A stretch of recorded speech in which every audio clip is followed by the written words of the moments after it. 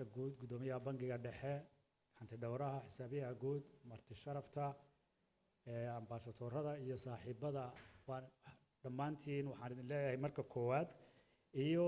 bahda saxaafadda dhammaan all protocols observed waxaan idin leeyahay assalaamu calaykum waraxmatullaahi wabarakaatuh salaan kadib madaxweyne ra'iisul wasaare madaxa sharafta leh waxaynu saaka halka isugu nimi in la soo gudbiyo oo la soo bandhigo warbixinta ay soo saareen guddiga warbixinada iyo dawlad wanaagga oo ah guddi run ahaantii isugu jira dad mas'uuliyiin ah oo sarsare dad beesha caalamka oo inaga taageera arrimaha maaliyadda iyo dawlad wanaagga khubaro la shaqaysa dadkaas maaragtay mas'uuliyiinta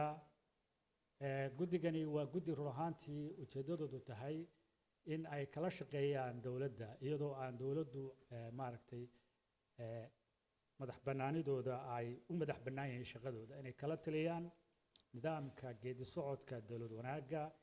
iyo hufidda habka maamulka maaliyadda waxay wax badan ka qabtaan runtii talooyinkooda ay soo jeediyaan ay dawladda u yihiin dhaxalgal in ay dawladdu uga faa'iidaysato sidii cilmiyeysan oo daahfuran inay u fuliso shaqooyinka dawladda runtii warbixinta maanta la soo gudbinaya waxay kaga duwan tahay warbixinadii hore waxay daboolaysaa muddo 10 sano ah xaggee laga yimi 10kaas sano wax laga bilaabay maxaa soo kordhay horumarka la gaaray waa maxay maxaa la higsanayaa maxaa dawladda ku waajiba ballanqaadka dawladdu muxuu yahay maxaa laga bartay wixii la soo dhaafay iyo dhammaan waxay isku soo xiraysaa wixii la soo maray iyo caqabadaha laga gudbay kuwa hor yaalla iyo future-ka sida la rabo in loo socdo run ahaantii 10kaas sano gudahooda waxaa la soo qabtay wax aad u badan oo ay warbixintani soo ururisay waxaa ugu badan in reformkii iyo caqabadihii lala kulmay sidii ay u soo socdeen muddadii dawlad dhisku oo ay ku socotay xawli runtii aad u sarreeya sidii wax looga qabtay habka maamulka maaliyadda dalka wasaaradaha iyo hay'adaha dawladda kobcii ku yimi xagga dawladnimada iyo nidaamka maamulka maaliyadda si gaar ah waxay u taabanaysaa bangiga dhexe oo ah lafdhabarta ka mid ah halbowlaha dhaqaalaha dalka marka loo eego waddan madax bannaan horumarka uu ka sameeyey iyo isbeddelka uu sameeyey run ahaantii waxaa kaloo dhinac socday oo riboodkan ku jira geedi socodkii dheeraa ee loo soo maray barnaamijkii deen cafinta taas oo ay dawladdu ku guulaysatay in lacag 5 bilyan ilaa 300 milyan oo dollar oo deyntii laynagu lahaaya inay ka soo hadho wax ka yar 700 milyan ay ka soo hadho geedi socodka iyo caqabadaha ay dawladdu ka soo gudubtay reformkii laga sameeyey ayuu riboodkani si fiican u qeexaya waxa kale oo riboodkani qeexaya sidii wax looga qabtay maareynta maamulka maaliyadda iyo habka iibka iyo qandaraasyada ay dawladdu bixiso run ahaantii dadka ku jira guddigan oo ah dad khubaro ah oo runtii aad iyo aad arrimaha kan ugu xeel dheer iyo wada shaqaynta ay dawladdu gudaheedu ay wada qabteen ayaa waxay saamaxeen in maalin walba maalinta ka dambaysa la soo gaaro meel fiican waxaan aad ugu faraxsanahay madaxweyne ra'iisul wasaare in dawladda aad hogaaminayso xilligan talada dalka haysa horumarada ay ka samaysay meelo badan inay riboodkan ku jiraan oo ay ka mid yihiin taas oo creditkeeda qaadanayso xukuumadda hadda gacanta ku haysa achievementskii la gaadhay muddooyinkii la soo dhaafay oo dhan oo aad runtii milestone waaweyn ahaa iyo muxuu noqon doonaa future-ka ama mustaqbalka financial governance committee-ga muxuu noqon doonaa wax riboodka ay soo saaraan waa ribood objective ah oo had iyo jeer ku qotoma xaqiiqada oo aan bias lahayn ku qotoma waxaa ku jirta toosin iyo wax sheeg iyo hagaajin nidaamka dawladnimada anigoo aan markaa ku dheeraanaynin waxaan rabaa inaan ku soo gabagabeeyo madaxweyne ra'iisul wasaare warbixinta maantu inay tahay mid ka duwan warbixinadii hore kulansatay muddada dheer ee jarniga ay dawladnimada Soomaaliya soo martay 10 sano u dambeeyay iyo waxa inaga horeeya bambiska ama waxyaabaha la rabo in laga gudbo si loo xoojiyo waxyaabihii la soo maray iyadoo la xoojinayo barnaamijkii la soo maray ee geedi socodka dawlad wanaagga la sii horumarinayo dawladdu ballanqaadadii ay gashay inay sii xoojiso arrimaha noocaasa marka waxaan rabaa inaan sheekada ku soo koobo barnaamijkii inaan inoo furo waxaa la jeedin doonaa presentationno tusaya reportkan meelaha uu taabanayo oo kala duwan dhowr presentation baa inoo soo socda waxaan ka cudur daaranaynaa in xoogaa daahitaan yar uu nagu dhacay oo maaragtay arrimo farsamo aawadooda waxaan rabaa inaan idinku soo dhaweeyo mar koowaad iyo mar labaadba dhammaan daafurka reportka kan ama warbixinta tan ballaaran ee baaxadda leh ee ka warramaysa runtii geedi socodkii la soo maray meesha la higsanayo iyo wixii hawl ahaa ee la soo qabtay aad iyo aad baan idinku mahadcelinaya waxaan ku wareejinayaa hadda xidhiidhiyaha mashruuca si uu ugu soo dhaweeyo mid ka mid a maaragtay dadka presentationka inoo samaynaya isaga ayaa introduce gareyn doona haddii alla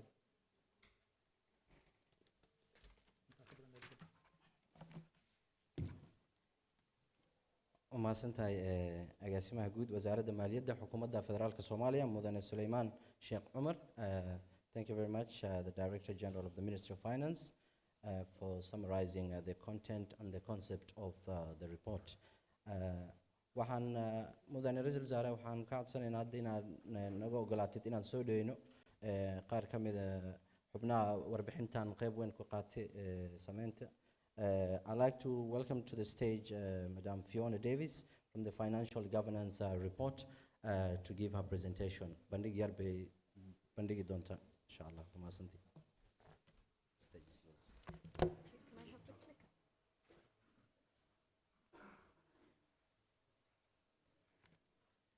Excellencies, ladies and gentlemen, good morning. It's a pleasure to be here. My name is Fiona Davies. I am a member of the Financial Governance Committee. I am the World Bank's delegate on that committee. It's my pleasure to give you an insight into this year's Financial Governance Report. It's a very special report because although we produce a report every year, this report actually covers 10 years of financial governance progress in Somalia and marks the milestone of achieving debt relief. Now, the report tries to be balanced. It tries to set out the progress that has been made, but to point out the areas in which more progress is still required. And it also sets out the future priorities that you need to focus on now that you have achieved debt relief. I'm going to hope that I know how to make this thing work, so just bear with me.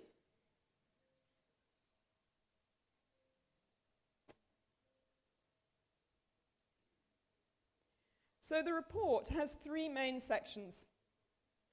The first section provides a review of the financial governance achievements since 2013. This is the section that I am going to present to you. The second section is a deep dive or a spotlight on progress in reforms made in the Central Bank of Somalia and the financial sector. And the third chapter or section sets out the future agenda and reform priorities for 2024. There's a particular reason why the FGC report doesn't just cover financial governance in general, it also covers the central bank in particular. And that's because when the Financial Governance Committee was formed in 2014, one of the major events that had occurred in late 2013 was a crisis of confidence in the governance of the central bank. And so when the FGC was established, it was given a mandate not just to look at financial governance and to review things like the contracts of the government, but also in particular to help stabilize the central bank and restore international and domestic confidence in it. So that's why we have a particular spotlight in this report on progress in the central bank. So let me take you through the first section.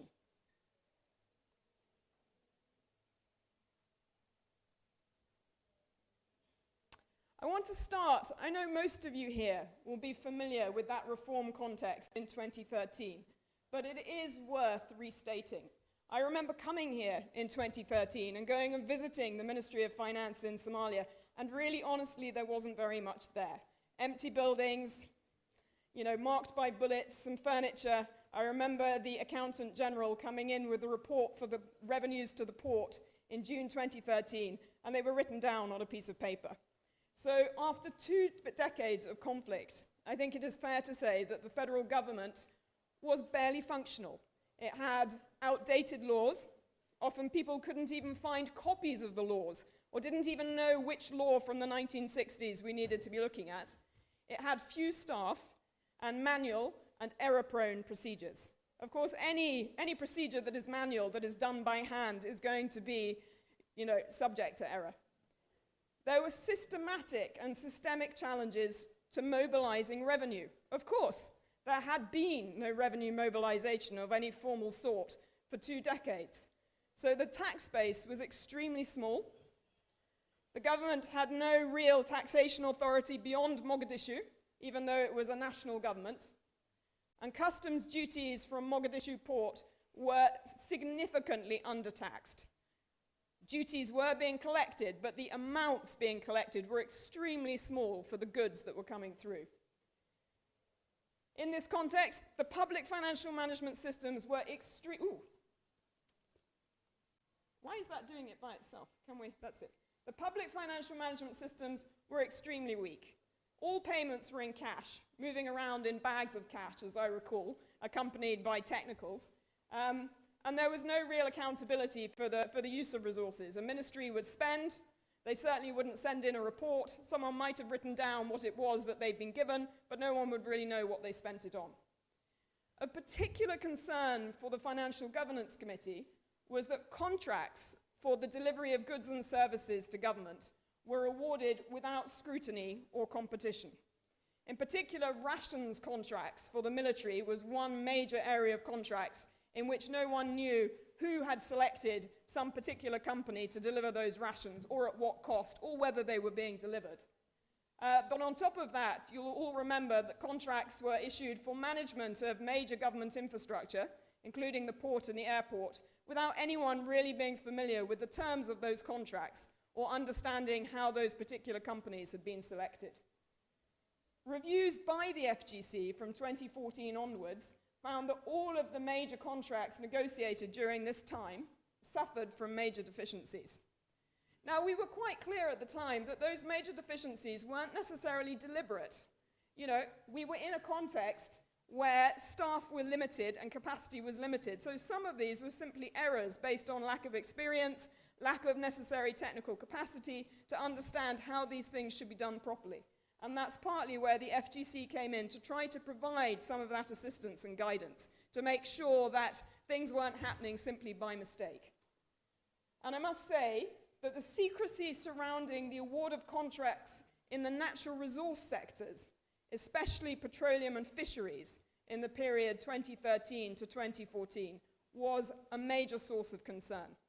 And that's because natural resources really touch on every person in the nation of Somalia. When we're talking fisheries, we're talking the livelihoods of many, many people beyond Mogadishu. When we're talking petroleum, we're talking something that is a national asset. And so the secrecy surrounding the award of those contracts was really of great concern when it comes to looking at integrity and building sound financial governance. The final point to note on the context in 2013 was that development partners were providing sizable humanitarian and development assistance, but doing so outside of government systems. Really, government had no idea what it was that the international community was doing, how much they were providing, or who they were doing it with. So that was the very challenging reform context that the government faced when it came in 2013. And this chapter sets out the significant progress that has been made in dealing with many of those challenges over the past decade. So let's start with revenue. And as I know, His Excellency, the Minister of Finance, is often telling you, revenues have increased significantly since 2013. And you'll see this chart over here shows you that in 2013, total government revenues were just above $50 million. And most of that was provided by the grey segment of the bar, which is customs. Within a decade, that's been transformed to nearly $350 million. So you can see progress has been incremental, but it has been steady, and the results have been quite significant. And the grey bar, which is customs, is still an extremely important part of your revenue, but there has been some diversification into other forms of revenue, such as personal income tax, corporate income tax, and into non-tax revenues, particularly collected from some of the concessions contracts that I've been talking about in the port and the airport. Revenue administration's been modernized. Customs administration has been automated and interlined to international standards. That's really important. You can't run your customs on your own system and expect to integrate with the rest of the world and the East African community when it comes to trade. So one of the things you clearly needed to do and have achieved in the past decade is bringing those customs standards up to scratch, up to an international level, to enable you as the Somalia to integrate with the sort of global trade system. As I've said, customs duties remain the largest source of government revenue, but now only account for half of all revenue collected. I have to say the tax base does remain centered on Mogadishu, which of course is your major economic center, but the government has started to collect revenue from sectors that are regulated nationally. An example of that is telecoms. There is one major caveat at the end of this positive picture on revenue, and that's that your revenue to GDP ratio is still less than 3%. And that is extremely low. It's far below the norm for developed states, and far below the norm even for fragile states. So on average, fragile states have a revenue to GDP ratio of around 11 to 12%. And for Somalia, it's just 3%. And that causes a massive problem because it means effectively, and we'll see this in the next slide, much as you've made significant progress in raising your revenue, there's still not enough money to fund the expenditures of the state. So here we go, progress in expenditure management. There's been clear improvement in public expenditure management systems and procedures. The budget execution process has been automated. I'm sure many of you are familiar with the SFMIS, where actually everything is registered automatically, the data is available about who is spending what. Payments are no longer made in cash. That sounds really simple, doesn't it? But it's only been able to be achieved off the back of significant reforms in the financial sector and in linking the Ministry of Finance with the central bank to ensure that at the click of a button, the Accountant General can ensure that a payment is made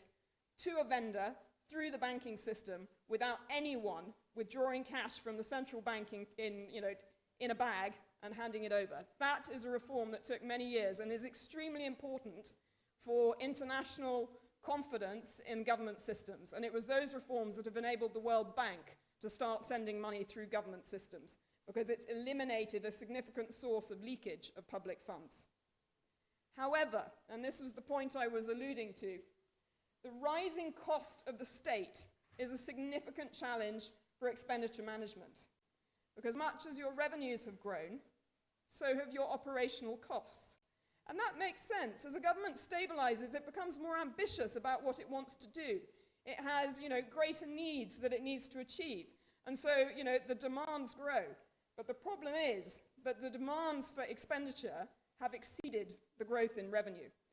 What you can see in this chart over on the far side, the blue column is government's revenue. The grey line is government's expenditures. And you can see that there's quite a significant gap, and has remained quite a significant gap over the past decade, between the amount that the government has in revenue, the blue column, and the amount it's spending, which is the grey line. The only way it's been able to bridge that gap is with the orange segment, which is donor revenue, or donor budget support. But the problem is that donor budget support, you can see, is not consistent year on year. It's also affected, unfortunately, by political events. So you can see that in 2021, there's almost no orange at all. And that was the year where you had the election impasse. It wasn't clear whether elections were happening or not. And donors felt unable to provide budget support. And as a result, the government did not have enough revenue to meet its expenditure obligations. And it was only through very, very careful management of government finances, borrowing from the central bank, making use of reserves that were left over from the previous year, that salaries continued to be paid. So although there has been progress in expenditure management, there's no doubt that there is still significant fiscal stress. And that stress links back to the fact that although you've made progress in revenue mobilization, more progress is required. Progress in procurement and concessions. So procurement, I know you're all familiar with, is the purchase of goods and services. A concession is a contract where you contract a third party to manage an asset on behalf of government, let's say the port, and they share they take some of the revenue to pay themselves and share the rest with you.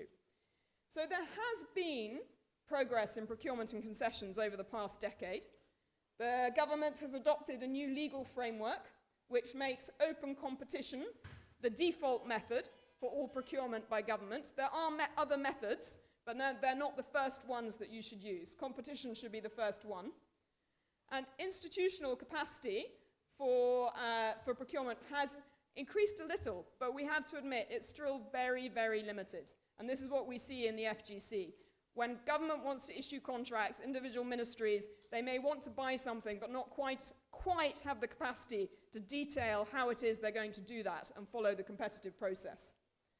Nonetheless, there's been a significant improvement in the way security sector rations and fuel contracts have been tendered. You remember I mentioned that the way they were handled in 2013 was a major area of concern because there was no transparency over what was happening.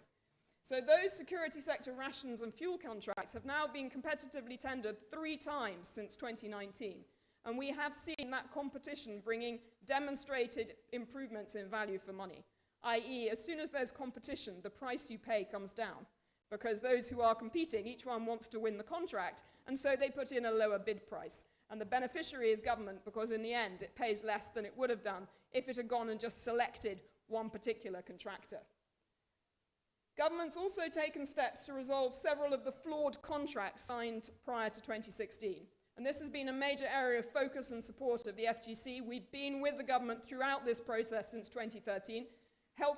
trying to help resolve some of those contracts that were signed in the early years that weren't great. And let's be honest, when I say weren't great, you know, they missed major clauses. Some of them didn't even have clauses on termination procedures. So you had no way to terminate these things because there was nothing in the contract that talked about how you would terminate them. So we've really worked together with the government to try and help resolve some of those contracts. And 2 significant achievements have been the renegotiation of the port and the airport contracts so that their terms are better for the government and it's much clearer about what the contractor's obligations are. However, the caveat in this domain is that the government hasn't yet, even after 10 years, managed to award any new concessions contracts on a competitive basis. And you know, we understand concessions contracts are much more complicated than procurement contracts. It requires a significant amount of capacity and technical assistance to tender these things competitively, and institutional commitment as well. There's not yet been a competitive award of a concessions contract, but we hope that in the coming 2-3 years, that is a milestone that you will achieve. Fiscal federalism. So obviously in 2013, you had the federal government, but it didn't really have any links with what were then the regions, and of course the federal member state of Puntland, let alone any kind of institutional relationship with them when it came to money, provision of funding, providing reports back, things like that. So in this domain of fiscal federalism, we have again seen significant progress in the past decade. There have been a series of technical agreements on fiscal federalism between the federal government and the federal member state. That started with things like agreeing a harmonized tax rate on cigarettes. And then since then, from those early steps, there have been greater agreements on how to work together, how to have common systems, common accounting standards, reporting, and all of these are building blocks for intergovernmental harmonization. And by having these building blocks, common systems for sending money, for providing reports, for accounting, the federal government has been able to provide financial transfers to the federal member states.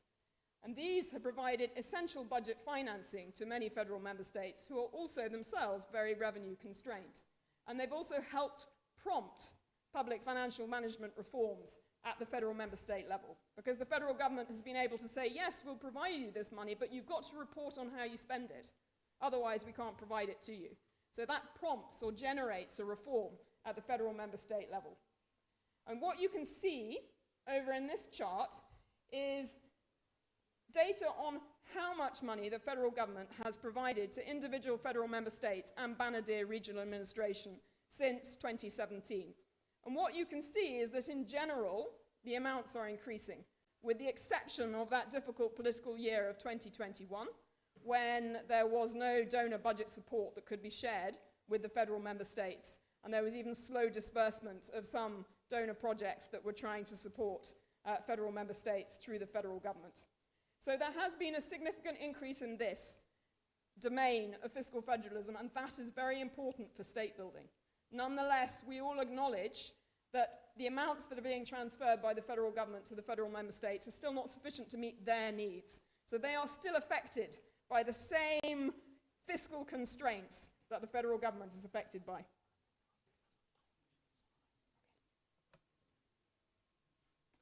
Audit improvements. There are now regular audit reports. Those audit reports are being used to identify weaknesses in financial governance procedures and lead to improvements. And there's also been a revision of the legacy legal framework from the 1970s, strengthening the independence of the Auditor General.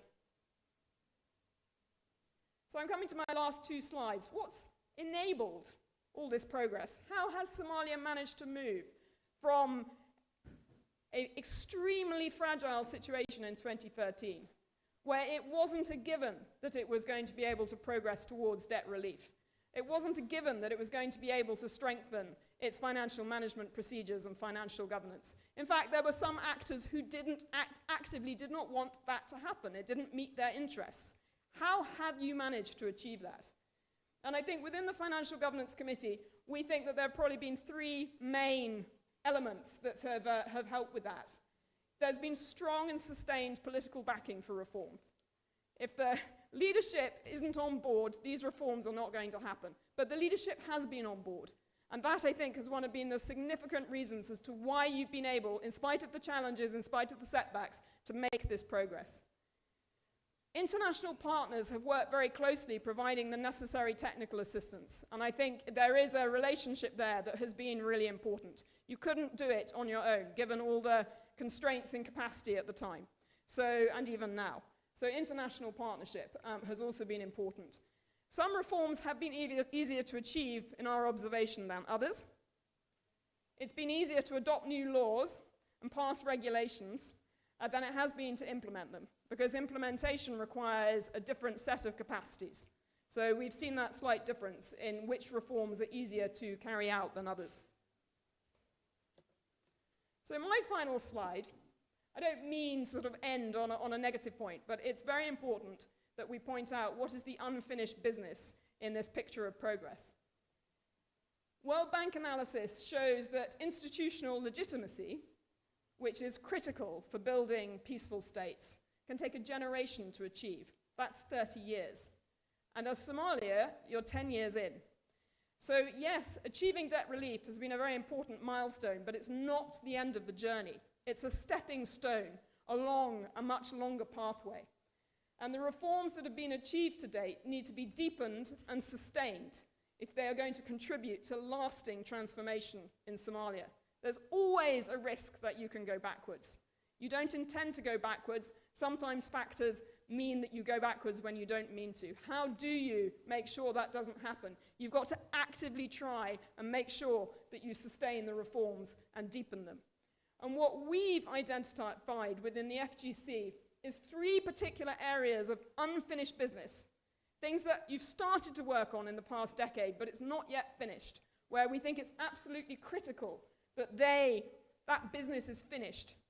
in the coming decade if you're going to see Somalia's transformation into a stable, well-governed state. And those three areas, the first is completing customs harmonization between the federal government and the federal member states. It's extremely important for revenue mobilization, but it's also extremely important for state building. You can't be one nation if you're running 4 or 5 different customs systems.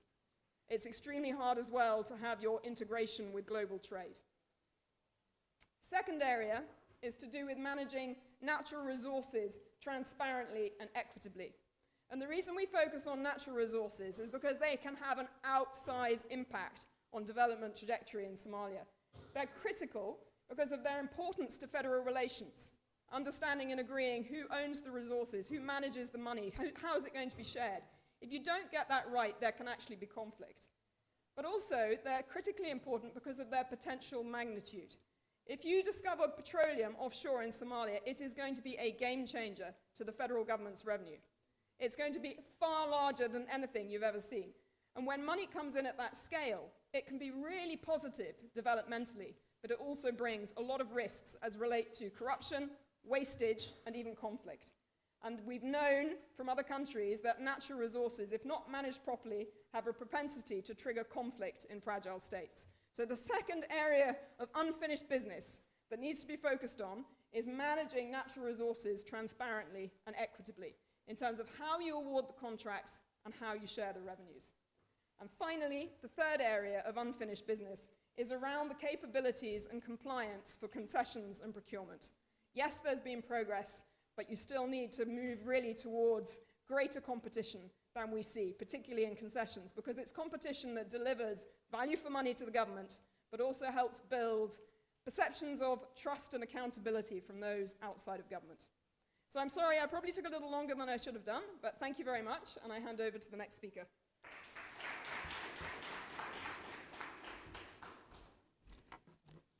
Thank you very much, Madam Fiona Davis, from the Financial Governance Report for the detailed summary of the launch of today. Mudane Ra'iisul Wasaare, waxaan ka codsanaynaa inaan noo ogolaatid inaan masrax ku soo dhaweyno Gudoomiyaha Bangiga Dhexe, Mudane Cabdiraxmaan Maxamed Cabdullaahi. I'd like to call to the stage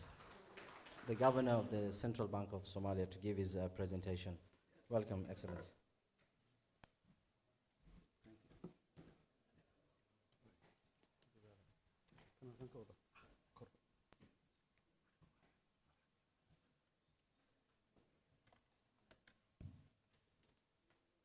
بسم الله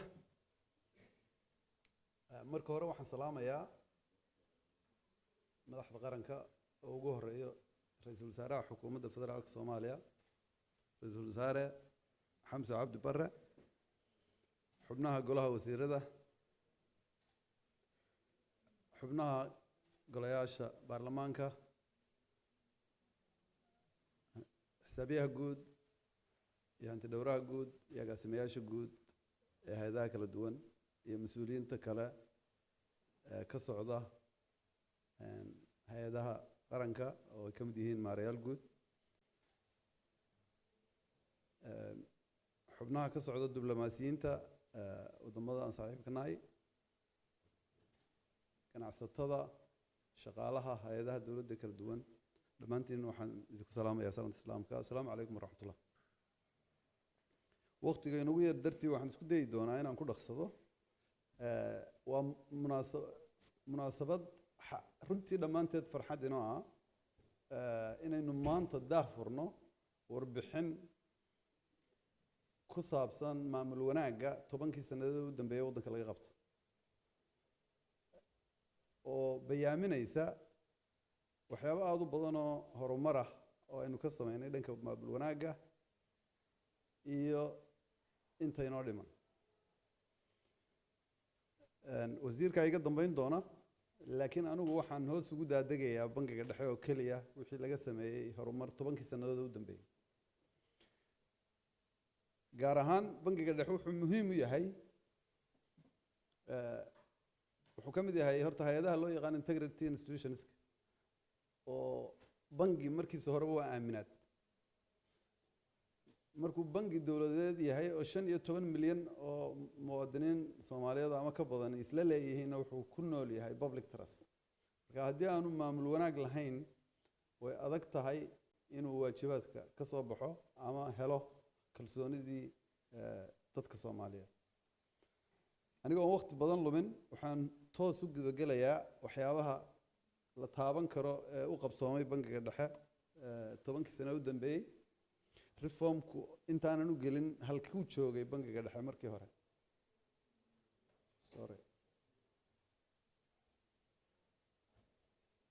bangiga dhexe iyo hay'adaha maaliyadda ee dalka kuwa gaarka loo leeyahayna ku dar waxay joogeen meel aad u fog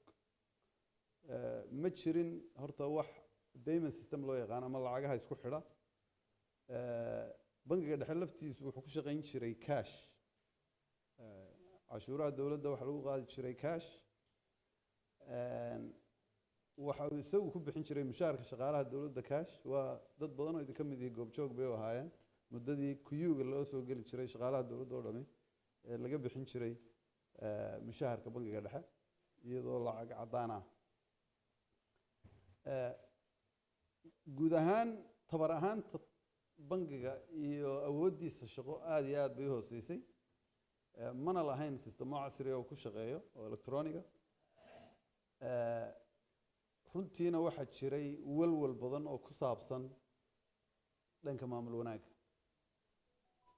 fiona iga horreysay inay jireen in 3 guddoomiye soo mareen sanad gudihii xilliyada ka mida marka taa laga yimaado 10 sano u dambeeyay waxa loo galay dadaal dheer sidii bangiga loo horumarin lahaa iyo guud ahaan hay'adaha maaliyadda isagu u yahay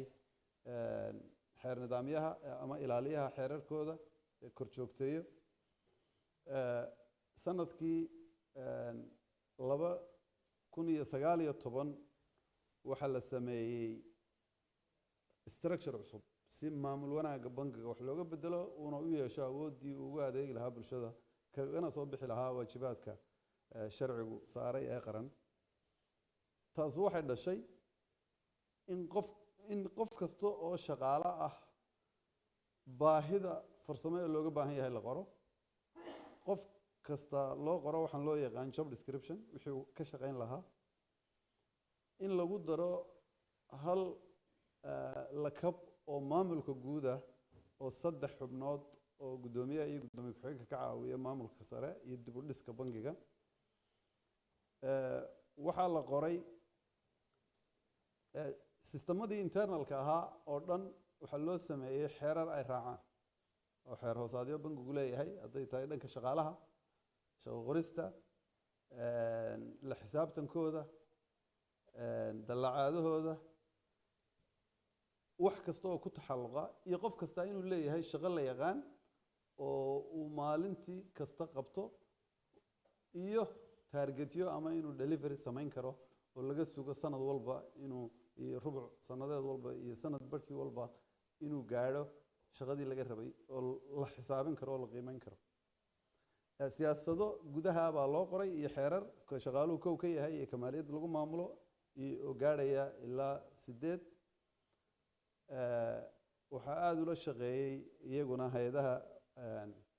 multipartnerska aynu naqaano oo khibrad wixii ka maqnaa tababaro u sameeyey shaqaalaha bangiga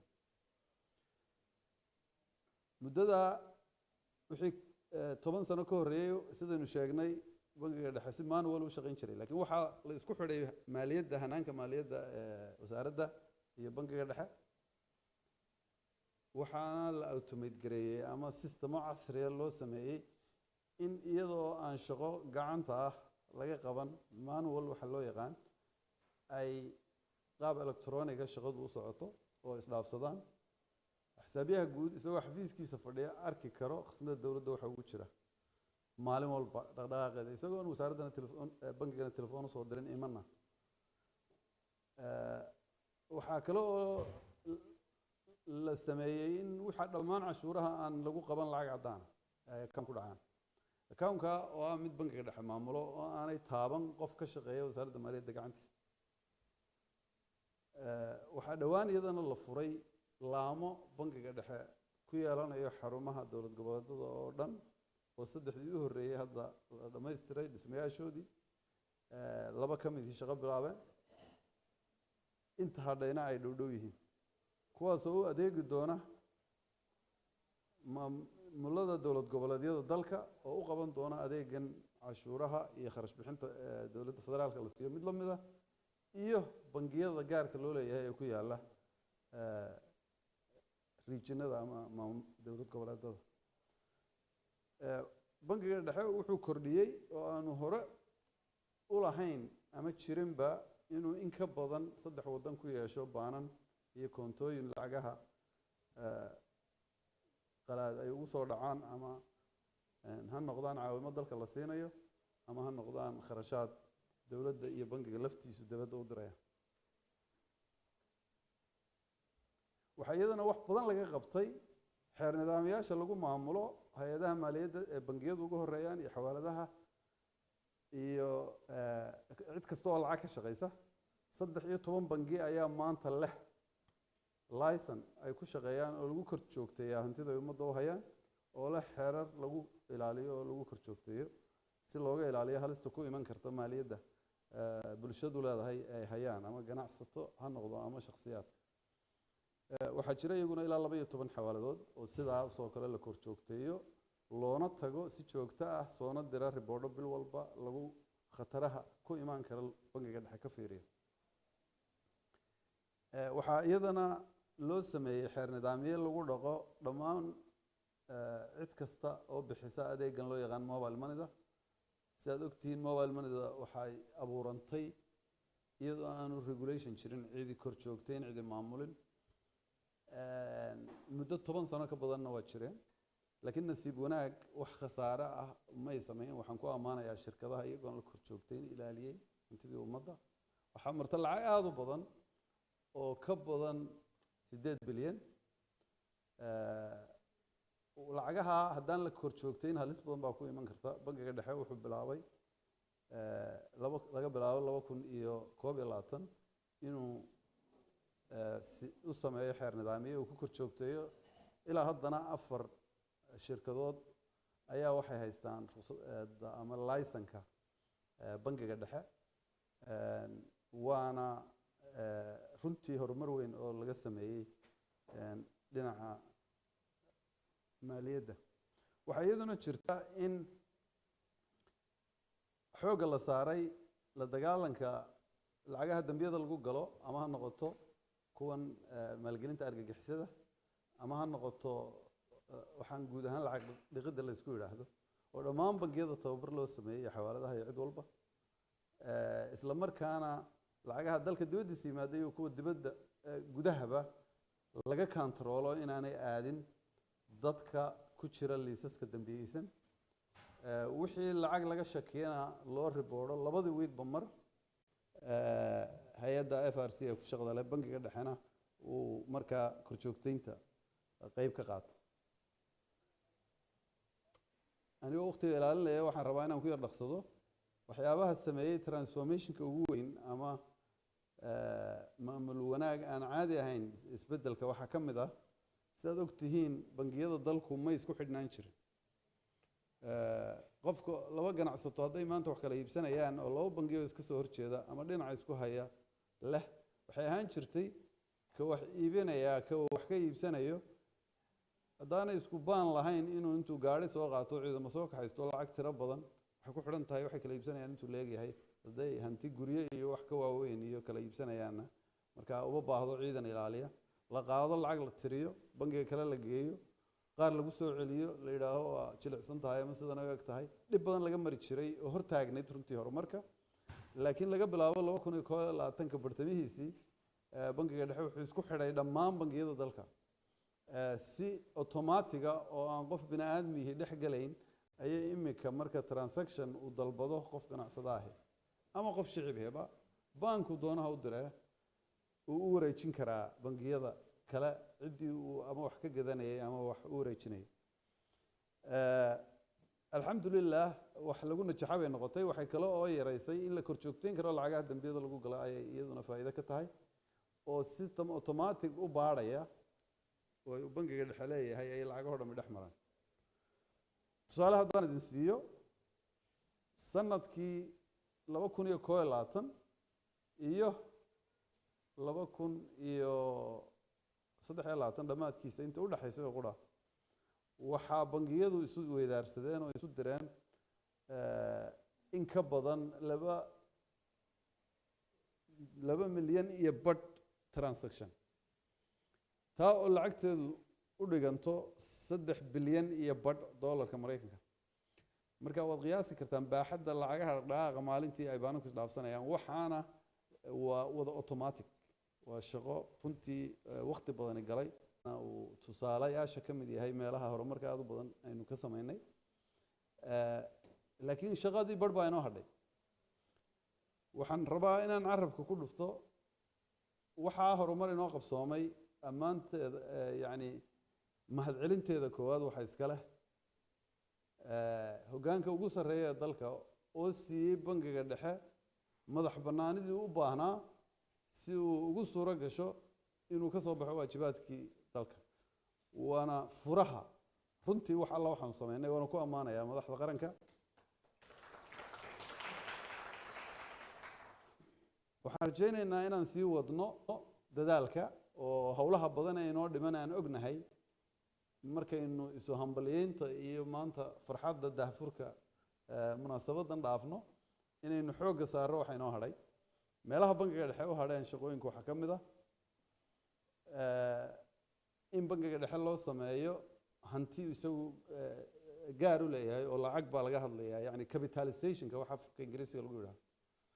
oo micnaheedu tahay bangigu inuu yeesho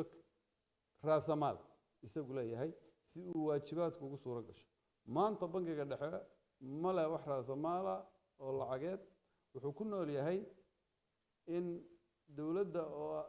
federaalka oo ah mulkiilihii bangiga inay hal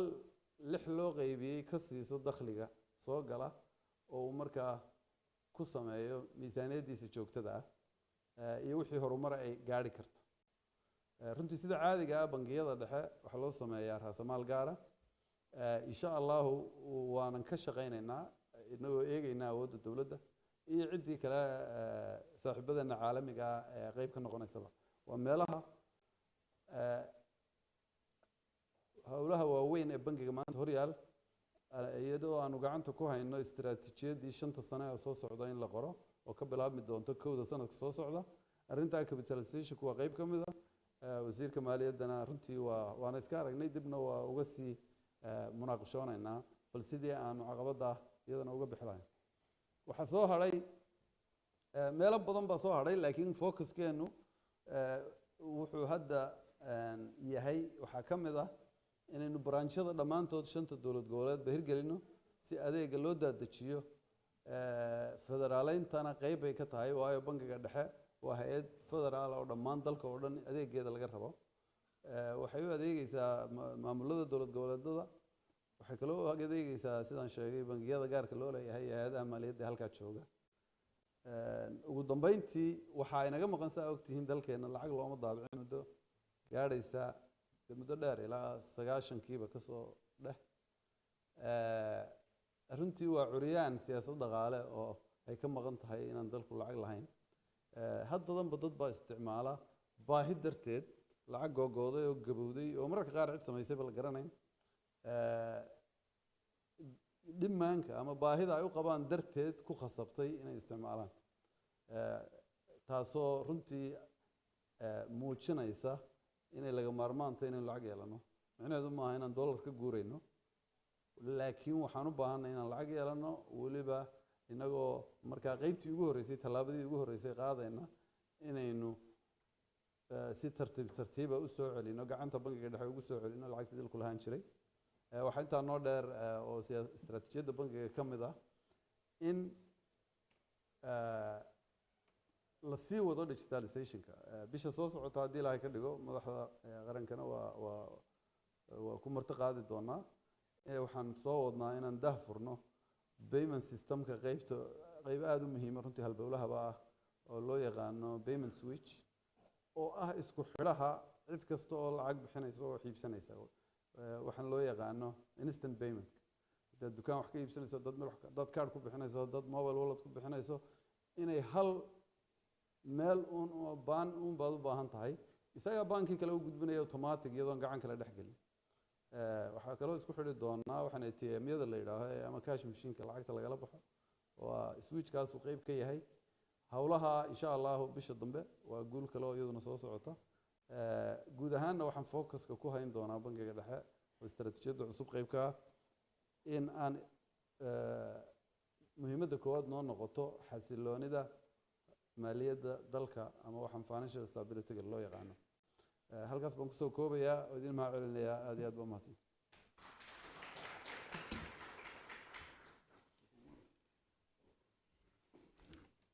aad baad u mahadsan tahay kaas waxaa ahaa guddoomiyaha bangiga dhexe Soomaaliya mudane Cabdiraxmaan Maxamed Cabdullaahi oo sharaxad aad waafi u ah ka bixiyay dadaalkii iyo xukuumadda dan qaran iyo dowladda dhexe Soomaaliya labadaba ay ku hayaan nidaamka maaliyadda ee dalka. Ladies and gentlemen, we're going to have one more presentation by Mr. Edward from the donor delegate. Hal presentation kala noo dhiman oo bixin doona mudane Edward oo donor delegate ka socda. Welcome to the stage, Excellency.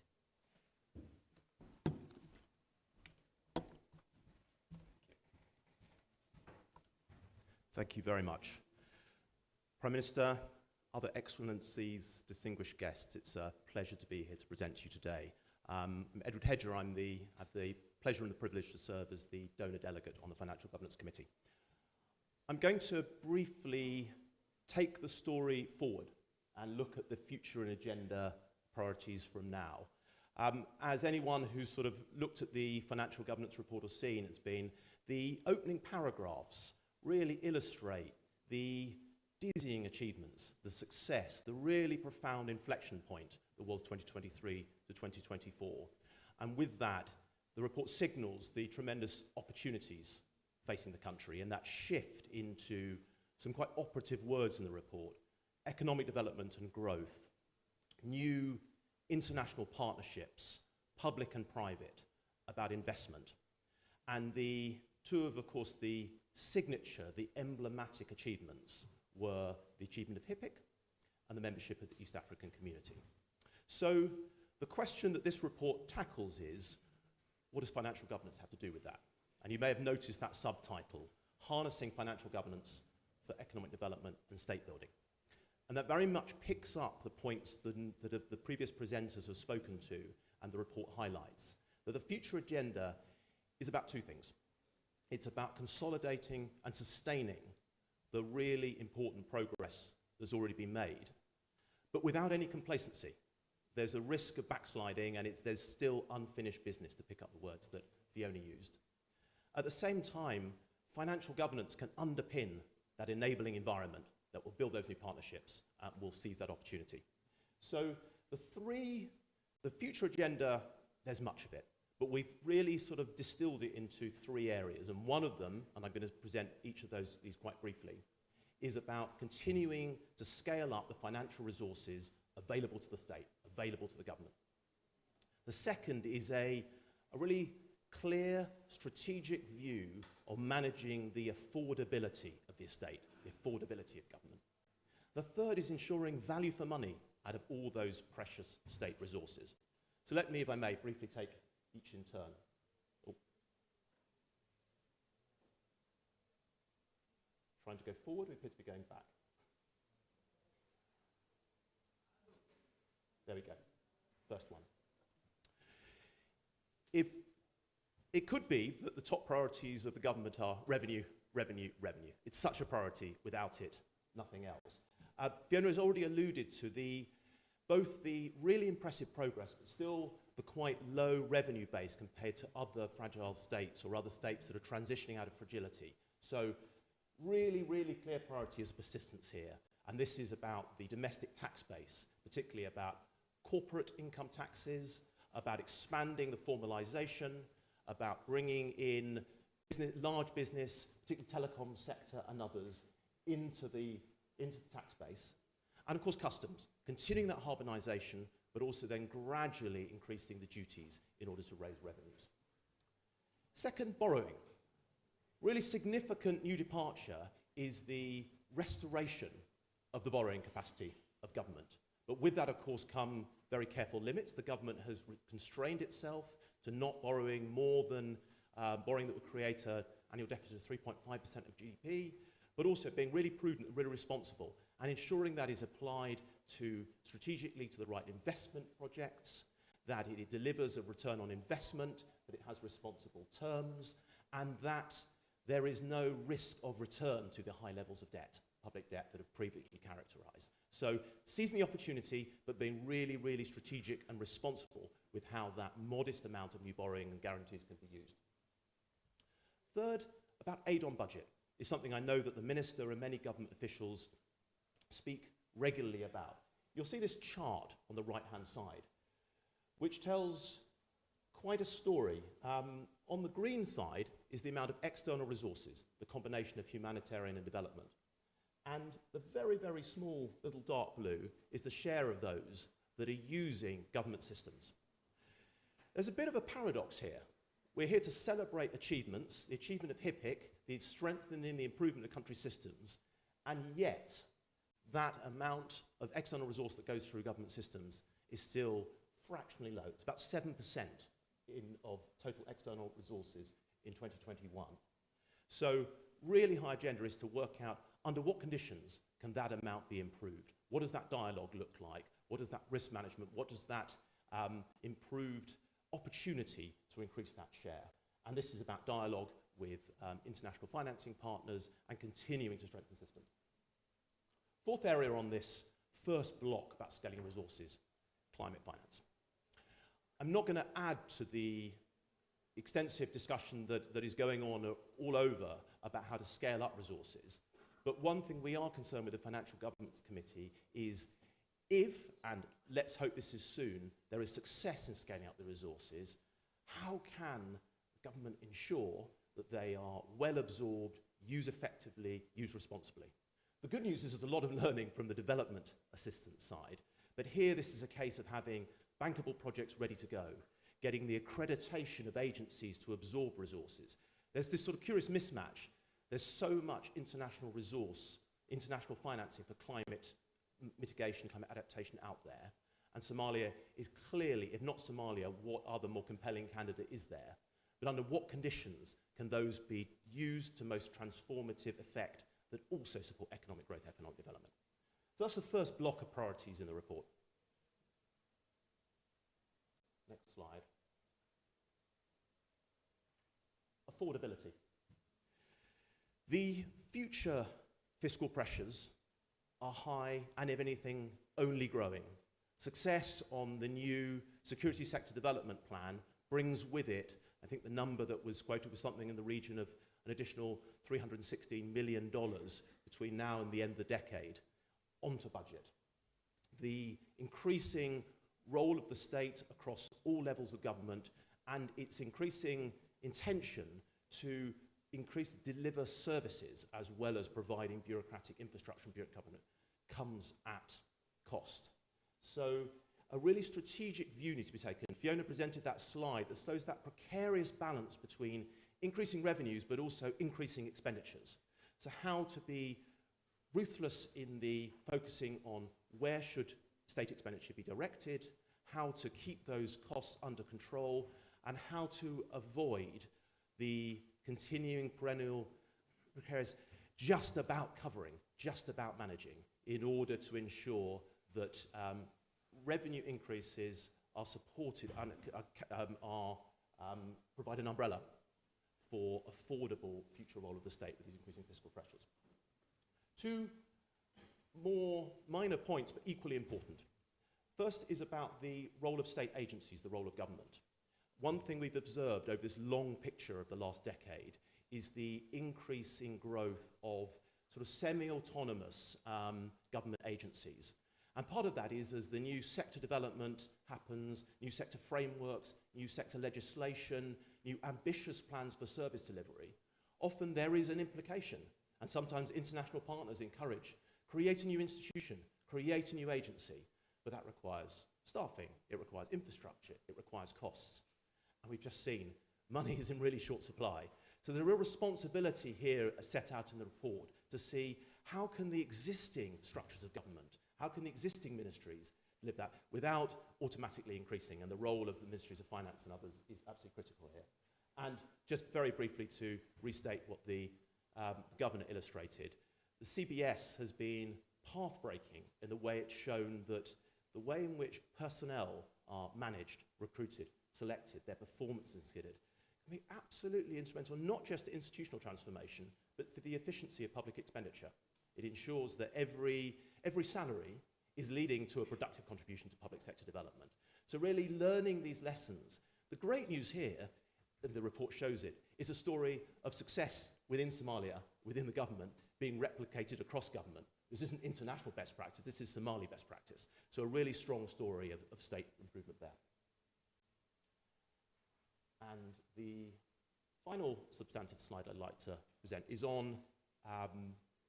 the value for money of state resources. These precious, hard to come by, really, really hard to increase resources. In brief, because many of these points have already been captured in the past presentations, the focus on economic development really strongly brings with it an emphasis on new economic infrastructure. And there have been other reports have signalled this very clearly already. But that needs to accompany with it a really strategic view on how those investments occur. There has been a historic observation. It's often a bit piecemeal, sector by sector, minister by minister, agency by agency. Now these are nationwide, cross-country. Many of them are cross-sector. Infrastructure, whether it's energy or water or climate-focused infrastructure, does require this cross-governance coherence and this really strategic, cabinet-led, cross-institutional view in order to make sure that the economic return is generated, that all the sector interests are captured in this. To the extent there is a little bit of borrowing available, that needs to go to the highest cross-government priorities, where there are partnerships with the private sector, which are really, really important, as Fiona has emphasised. They need to follow government, cross-government strategic thinking, not drive it piecemeal, sector by sector. So that's the first one. The second bit, which is sort of the analogue to that the report sets out, is once decisions have been made to make sector-specific investments, make them count. Make sure there is the return on that investment. Is there a good feasibility study? Is the right contracting delivered? Is the right contractual management there? Is the right oversight there? Once again, the really good news about the past decade is a lot of the institutional infrastructure, things like the Interministerial Concessions Committee, exist and can be used. So it's really putting that state infrastructure to use to ensure that project by project, there is the right return. Many of these that we just heard are cross-sector projects, so it's requiring whole of government, cross-government thinking. And of course, intergovernmental as well, structures spanning FMS. And finally, for this future agenda, are the quality of cross-government coordination and intergovernmental coordination, for one. And secondly, using financial governance as a tool to continue to signal the positive international reputation that Somalia has worked so hard to achieve, and will bring in that investment, that international financing support. So with that, I may, I'll thank you for your kind attention today and hand back to the MC. Thank you very much. Thank you very much, Mr. Edward, for the lovely presentation. Mudane Ra'iisul Wasaare, waxaan rabnaa hadda inaan noola ogolaatid inaan soo dhaweyno wasiirka maaliyadda koonfur galbeed mudane Axmed Maxamed Xuseen asigoo u hadli doono wasaaradaha maaliyadaha maamul goboleedyada xubnaha ka dowladda federaalka Soomaaliya. Mudane wasiir soo dhaw. Bismillah, alhamdulillahi rabbil alamin. رئيس وزراء جمهورية الفدرالية الصومالية مدن حمزة عبد البر وزير دولة الفدرالية أجاسبياش الجود والوضعنا دون ريسك يو دبلوماسيين رمان السلام عليكم ورحمة الله وبركاته سلام كدب وحن هذا وفرح سنة هاي مركب كوبات إن كسوق يبقلو ده فرقة مناسبة دان أما بندقان وربحنتا مامولك مالية الصومالية oo runtii aan ugu mahadcelinayo guddiga maamulka maaliyadda boodkan ama warbixinta safarkan in la xaqiijiyo ahdaafta meelaha Soomaaliya ay lahayd waxaan dhihi waxyaabaha ugu waaweyn oo maanta la xusi karo waxaa ka mid ah diin afintii dalka loo sameeyay ayaa ka mid ah in Soomaaliya maanta platforms badan oo adduun ka mid ah ay ku biirtay in policies iyo sharci badan la sameeyay in dhaqaalihi kobac badan uu sameeyay guulo far badan la sameeyay laakiin wali waxaan dhihi karnaa koow lama joogo waxaan maraynaa meel isgoys ah oo runtii maadaama dalkii deynta laga cafiyay mashaariic far badan ay soo socoto reformkii in la sii laba jibaar loo baahan yahay waay dalka meesha ugu muhiimsan oo laga fiirinayo ama muraayid u ah wasaaradda maaliyadda waay dalkan inuu macnaha uu dal wanaagsan yahay inuu macnaha waxa waay dal xun yahay governance-giisa transparency-ga dalka meesha ugu fiican ama laga fiirinayo maraayidda wasaaradda maaliyadda waaye waxaan rajaynayaa shaqada wanaagsan oo wasaaradda maaliyadda institutions kale oo bangiga dhexe uu ka mid yahay oo dhaqaalaha dadaalada ay wadaan inay sii laba jibaaraan haddaan nahay dowlad goboleedyada waxaan diyaar u nahay inaan si dhow ula shaqeyno sidaan hore ula shaqeynay oo reformkan iyo ahdaafta dalka uu leeyahay insha Allah inaan anagana meel sare aan gaarsiino ayaan diyaar u nahay. Assalaamu calaykum waraxmatullaahi wabarakaatuh.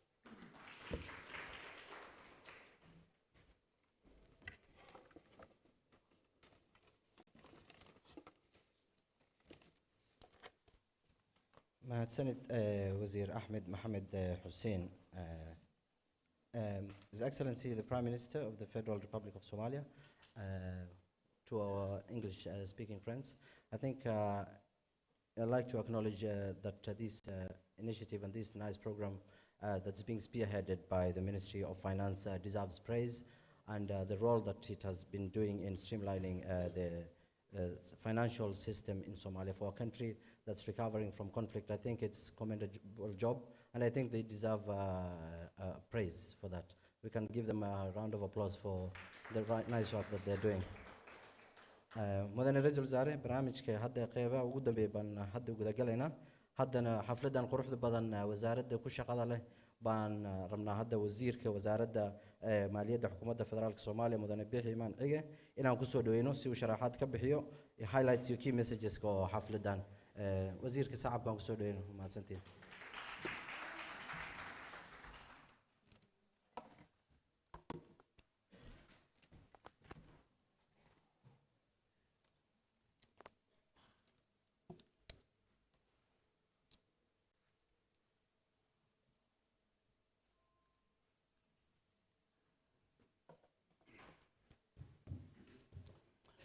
بسم الله الرحمن الرحيم الحمد لله رب العالمين وبه نستعين على أمور الدنيا والدين وقهرين رئيس وزراء حكومة جمهورية فدرالك الصومالية مدن حمزة عبد بره وزير ردا حكومة دنقرن اللي بعنا لبض قله كالصعدة جود جمالية ده قدوميها بنك قدحه أنت دورها جود وزير مالية دولتها حبناها كدولة فدرالك مرت الشرفت إن قالت شوكته دولتها صاحبك هذا هي دلالك عن بهوداك تناهي سفير ردا يسوق شراء مدحضك عليها ذهب مدحض الدولة ده أقاسمياش الجود لطرياياشة يشغلها الدولة ده بله هذه أدبان إذا كم حد علينا يا كسوق قلك كلن كنا كسوق قشين حان يدك السلام يا سلامة إسلامك السلام عليكم ورحمة الله وبركاته سلام كدب والله يصدر دارو هذا الكهبدين بالليجو يدي رنتينا هذا المحرين أو وربحنتي أي نصوب بندقة إني ما أنت أو ده فرقة وربحنتا maamul wanaaga iyo hufnaanta dawladda oo aan ku eegaynay 10kii sano ee ugu dambeeyay marxaladihii la soo maray waxa halkan laga sameeyay runtii bandhig aad iyo aad u faahfaahsan oo dhinacyo kala duwan taabanaya marka runtii ma guda gali doono warbixinta gudaheeda laakiin kelmado kooban baan rabaa inaan ku laro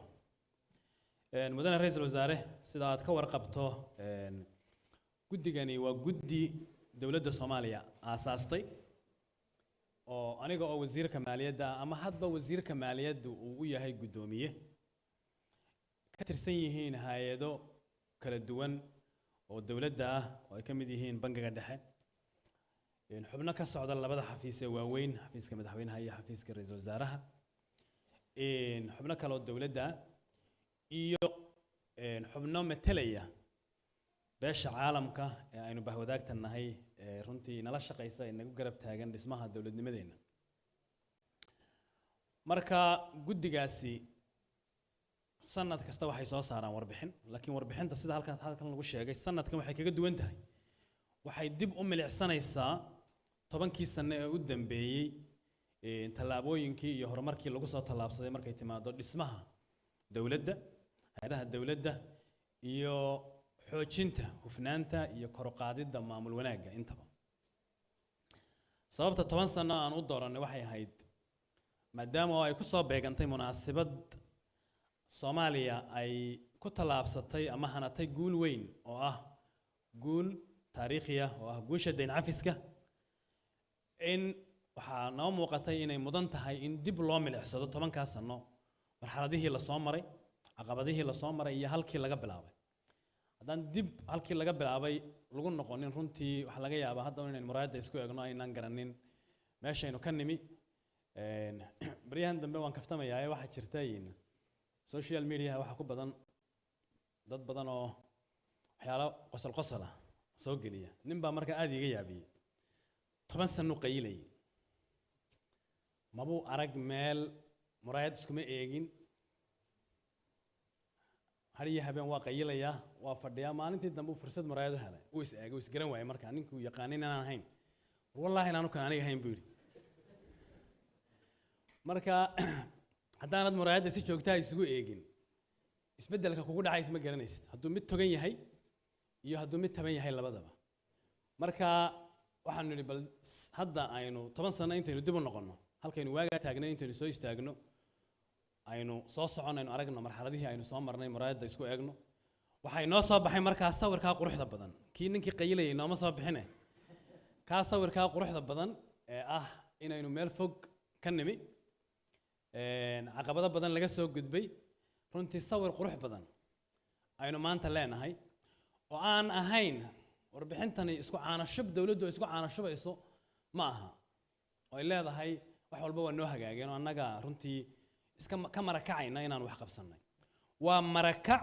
laga marakacayo innaga iyo dadka inala shaqeeyaaba ay ka marakacayaan inaynu hore u tallaabsannay waxay runtii waji gabax ku tahay dadka isku daya maalin walba inay dawladda sawir xun ka bixiyaan oo ay ka mid yihiin dad mas'uuliyiina oo kaaga darana waliba dadka warbixintaas soo bandhigaya maalin walba email loo dira iyaga oo filaya inay ka xoogaalsan yihiin wax la soo dhoodhoobay oo la isu geeyay oo aan asal iyo raad toona lahayn qof ka xoogaalsan oo isagu hawsha gacanta kula jira oo xogteenna meesha inaga qaloocan iyo meesha inaga toosanba og maalin walba been la isu geeyay u diraya ayay runtii waji gabax weyn ku tahay waxa kow ka ah ragga nin xildhibaan sheegta oo abiib la yiraahdo oo ceeb ku ah qaranka waxaan tusaale yar idin siinayaa maalin dhaweytoole waxaan dadaal weyn loo galay oo runtii kalsooni weynina dunida ka soo galaysa in country systemka si weyn loo isticmaalo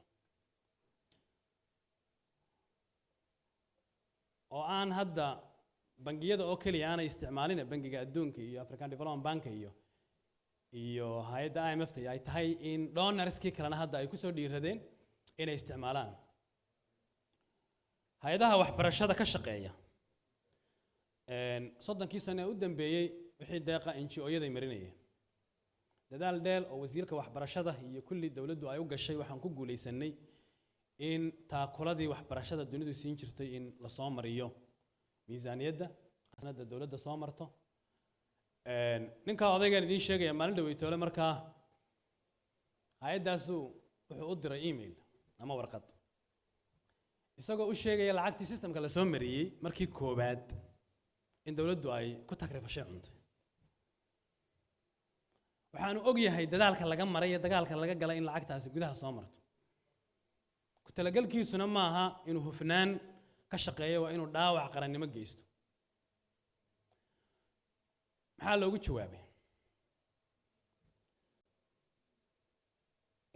in emailkiisii iyo warqadiisii la helay baa looga soo jawaabay waxaa loogu soo jawaabay in looga mahad celiyay inuu concern muujiyay hase yeeshee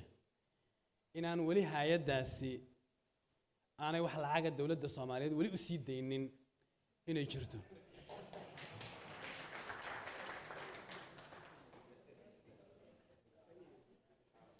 marka dadka uu rabo horta inuu u warramo waa dadkaas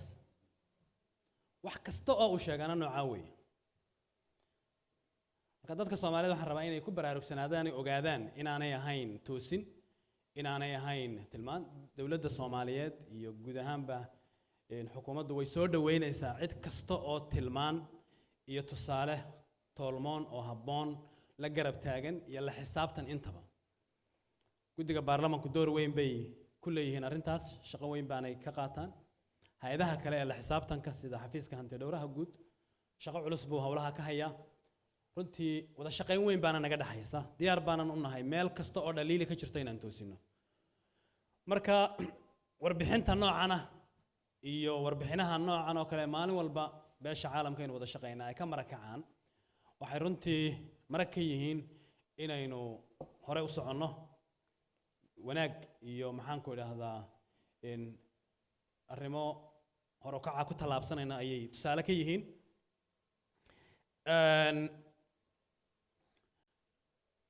geediga dayn cafisku oo runtii laf dhabar u ahaa 10 sano oo ahaa ankarka reformkeenu runtii kaalin weyn buu ku leeyahay dawladiskeena ma aha in dayn la inaga cafiyeen ujeedadu hayde wuxuu ahaa tool ama aalad aynu ku dhisanaynay dawladnimada oo institutionskeena ku dhisanaynay sharciyada ay naga dhiman ku sameysanaynay siyaasadaha ku sameysanaynay walina waa sababta dawladdu iyadoo dayntii laga baxay ay u go'aansatay inay la sii shaqeyso hay'adahaas oo program cusub ay ula saxiixatay si qabiyooyinka jira ay u sii wado kuma inaan qasbanayn taa dadka Soomaaliyeed ha ogaadaan kuma inaan qasbanayn inaynu program cusub saxiixno laakiin ka go'naansho dawladeed oo ah in aynu wali qabiyooyin leenahay inaynu wali kaalmo u baahannahay inay wali inaga go'an tahay inaynu hufnaan iyo daahfurnaan iyo maamul wanaag ku talaabsano ayaa markay madaxdu darseen ay go'aansadeen inaynu barnaamij cusub oo 3 sano ah saxiixno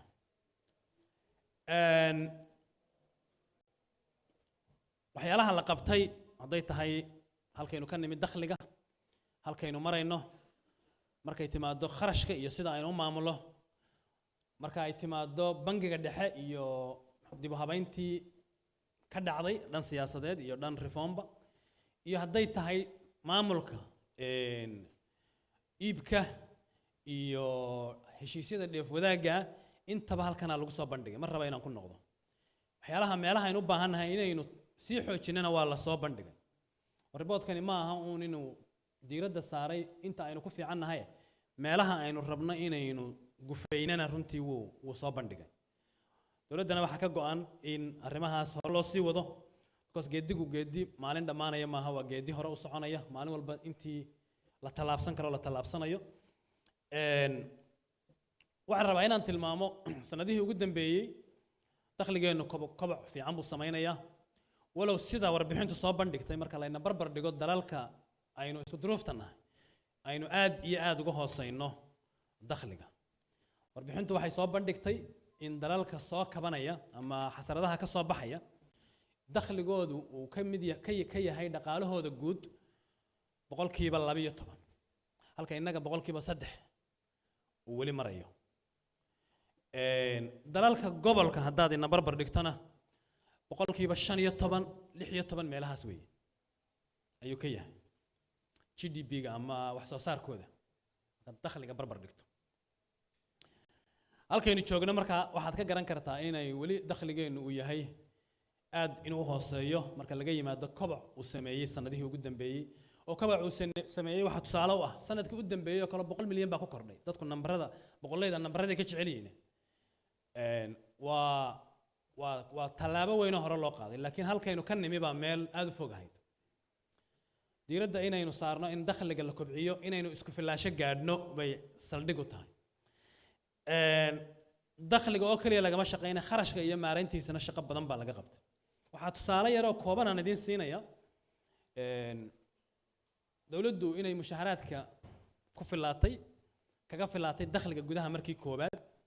qof kasta oo aynu mushahar siino ama dawladdu ay wax siiso ama gunaha noqoto ama mushahar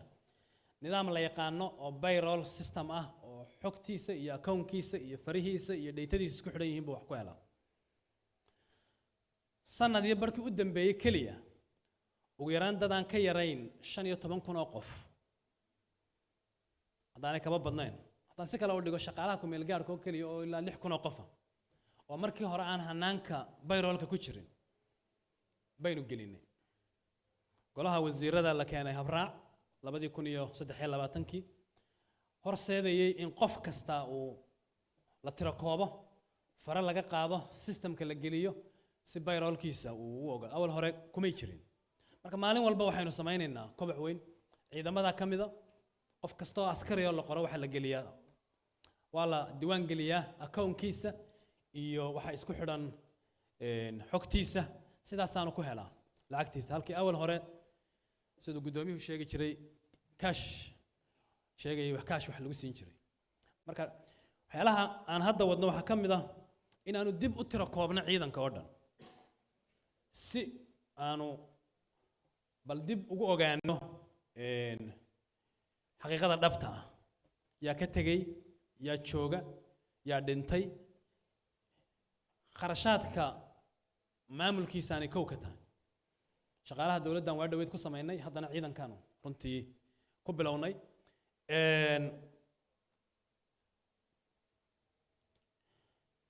marka dowladda waxaa ka go'an in dakhligana kor loo qaado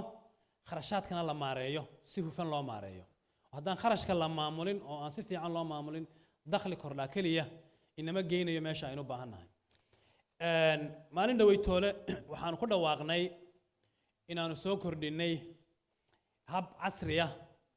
oo lagu maamulayo lagula ururinayo cashuurta loo yaqaano faadka cashuurta gadista oo sida aan warbixintayda hore ku sheegay aan ahayn cashuur cusub oo hadda dawladdu soo rogtay cashuur hore u jirtay horena loo ururin jiray laakiin farsamada aanu ku ururin jirnay ee aad u hooseysay sidaa daraaddeed waxaa naga soo geli jiray ee aad u yaraayeen laga yaabo inay wax badan naga lumi jireen laga yaabo meelo badan inaanaan awood u lahayn inaanu ka qaadno marka si aanu taa uga jawaabno kor ugu qaadno hufnaanta cashuur ururinta kor ugu qaadno dakhliga u xoojinno maxaan ku idhahdaa isla xisaabtanka oo qofka Soomaaliyeed uu ogaan karo waxa uu bixinayo inuu gacan amaana ku dhacayso waxa la diyaariyay oo la dardargeliyay in la diyaariyo hanaan casri ah oo runtii la falgelaya shirkadaha bixiya adeegyada paymentka ama gadashada ama iibka ama lacag dirista si toos ah dawladdu ay ugu goosan karto cashuuraha noocaasa warbixinta markaan ku dhawaaqnay runtii bulshada Soomaaliyeed aad bay u falanqaysay dad Soomaaliyeed oo aad u fara badan baa soo dhaweeyay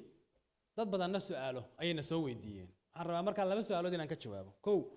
su'aasha ugu badan waxay ahayd maxaa lagu qabanayaa cashuurahan horta waxaan rabaa inaan ku bilaabo cashuur cusub maaha waa cashuur hore loo qaadi jiray dawladdu gaar ahaan waliba intaan anigu wasiirka ahaa $1 oo cashuur oo cusub maanaan kordhinin xaqiiqatan cashuuraha qaar baan hoos u dhignay waxa kow ka ah cashuurta daaraha 7% la qaadi jiray 5% baan ka dhignay oo $2 oo farakamboolo ahayd oo saarnayd baanu ka reebnay hoos u dhigaasaanu sameeyay cashuurtan sayliskuna 5% gaahini ama faadka ahina cashuur hore u jirtay bay ahayd laakiin dawladda kortay oo farsamada ay ku qaadi kartaa ku qaadayso casriyeysay inta soo kordhay inta weey maxaa lagu qabanayaa waxa lagu qabanayaa oo horena dawladdu ay xoog u saartay in amniga dalka wax weyn laga qabto waxa ogtihiin kharashkeenu 70% amnigu gala waxaana waajibinaya duruufta dalku ku jiro ee ah dagaalka saad la socotaan sanadkii la soo dhaafay miisaaniyadeenna waxba kumaanaan kordhin marka laga yimaado sektorka amniga inta kale oo dhan waa joojinay shaqaale maanaan qorin kharashaadka kale ee dawladda ee safarada iyo operation cost-ka halkoodii baan ku haynay laakiin amnigu maadaama priority leh dalku dagaal ku jiro waxa ugu weyn ee qofka muwaadinka ay xaq ugu leeyahay dawladdiisana uu yahay amniga wax badan baa runtii la geliyay waana la gelinayaa waana wax aan badqabka qofka oo kaliya wax ka tarayna dhaqaalihiisana wax ka taraya oo maalgashi ma iman karo maadaama waliba deyn cafiskii hadda ka baxnay waa inaynu amniga wax badan ka qabanaa si aynu maalgashi fara badan u soo jiidano waxaa kaloo ogtihiin in 6,000 oo macallin dawladdu qortay oo wax weyn ka taraya kor u qaadista waxbarashada iyo la dagaalanka jahliga waxaa kaloo la socotaan oo miisaaniyadeennii hadda la ansixiyey ku jiray in dawladdu ay rabto inay maalgelin weyn geliso tamarta oo la rabo waxa ogtihiin energy-gu ama tamartu ama korontadu inay qaali tahay dalkeenna oo saameyn weyn ku leedahay nolosheenna maalgelinta saameyn ku leedahay haddaan energy-gu jabin investment iyo warshado midna ma iman karaan nolosha dadkuna runtii aad bay u adag tahay aad dalalka ugu sarreeyaynu ka mid nahay marka laga hadlayo qiimaha korontada ama tamartu 40 senti ayaa average ahaan qiimaheedu taagan yahay maalgelinta hadda dawladdu qorshaysay marka la hirgeliyo sanadaha soo socda waxaan rajaynaynaa inaan gaadhno ugu yaraan ka nimaadno 41% oon ka dhigno 25% oo ah runtii korkac aad u weyn waxa aan qorshaynaynaa maalmo dhaweyd dadka qaar ka falcelinaya arrintan waxay dhiiqada magaalada igu soo sawireen aniga iyo waxay soo kala qaldeen maayirkii dabcan xaqna way u leeyihiinoo dawladooday xaq ugu leeyihiin inay ka hagaajiso waxaan rabaa inaan ugu bushaareeyo dadka reer muqdisho in dawladdu u qorshaysay in sewage-ka ama biyamareenada in wax weyn laga qabto oo mashruucyada mashaariicda dawladdu ay hadda gacanta ku hayso oo wasaaradda mashruuca hawlaha guud yaalla in miisaaniyadda loogu daray in sewage-ka wax laga qabto haddana waxa socda daraasadiisii iyo dhisaynkii sidii magaalada biyamareenadeedu ay u ekaan lahaayeen in lagu sameeyo arrinta tamartana wasiirka energy-ga runtii kole madalo kale lagu faahfaahin doonaa ee mas'uulka ah miisaaniyaddaanay ku jirta waa tusaalayaal yaryaroo kooban oo aan rabo uun inaan arrimahaas ka idhaahdo laakiin dawladdu waxay runtii u darban tahay u xusul duuban tahay u dadaalaysaa in baahiyahaas laga jawaabo baahiyahana waxaa laga jawaabi karaa keliya marka ay dadku waajibaadka yar ee saaran ee cashuurta ah bixiyaan waxa aan ka rabnaa wax culus maaha 5% weeye marka awood bahasha laga hadlayo wadane xamsi cabdi barre رجع سودو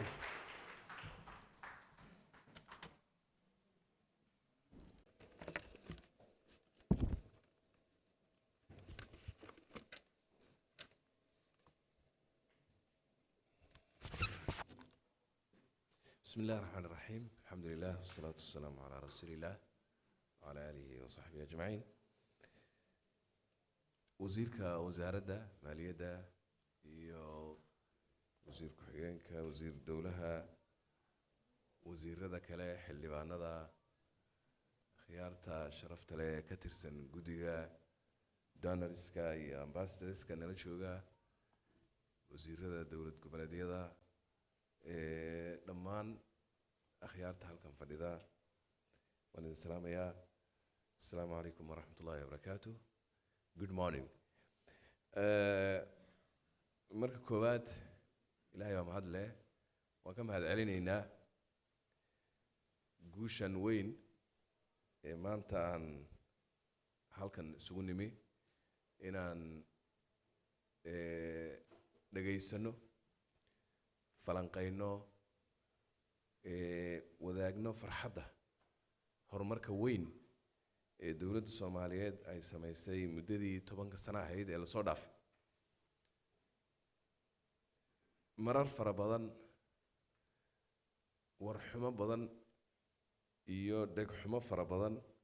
oo dadka Soomaaliyeed aanu qalmin ay maqli jireen markay timaado waliba arrimaha maamulka maaliyadda laakiin maanta waxaad moodaa in kastoo baryahan ba ay socotay arrintaasi oo de laga dareemayo inaynu waxyaabaha waaweyn iyo guulaha la gaaray ba laga dareemayo in wax weyn ay wanaagsan la qabtay haddana waa madal weyn oo maanta dadka Soomaaliyeed dhagahooda maqashiinaysa wed wanaagsan marka wax badan oo aan fiicnayn bay maqleen saan sheegay dadkeenu ay soo maqli jireen laakiin waxa bilaabatay hadda inay maqlaan wax wanaagsan iyo horumar iyo achievements iyo guulo waaweyn oo la gaaray inay maqlaan dadkeena u bilaabatay sidaas ayna ku socon doontaa hadii Ilaahay yiraahdo waxaan rabaa marka inaan u mahad celiyo wasaaradda maaliyadda iyo hay'adaha ka shaqeeya integrity-ga ee Soomaaliyeed iyo shaqaalaha guud ahaan wasaaradda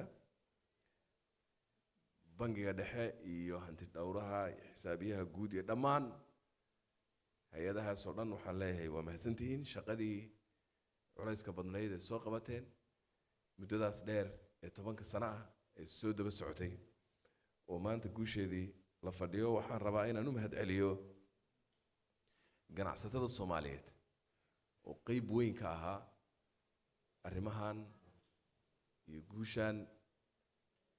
maanta aan ku naaloonayno ee aan dabaaldegeeda u fadhino qayb weyn ayay ka ahaayeen hadday noqoto arrintii deyn cafiska oo dariiqa dheer loo soo qaaday geedi socodkaas ayay ka mid ahaayeen si wanaagsan ayayna runtii uga soo qayb qaateen waa uga mahadcelinaynaa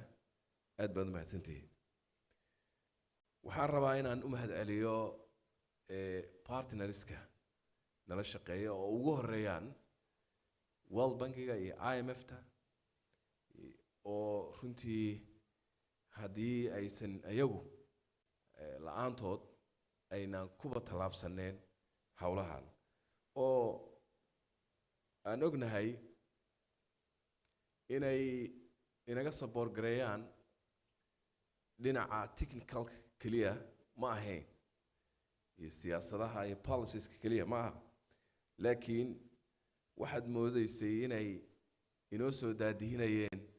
sidii ilmo yar oo dee in gacanta la qabto u baahan oo la daadihiyo oo si tartiiba loo wado mararka qaarkoodna ay ku muuqanaysaba inay inaga gadayaan inaga horumarkeen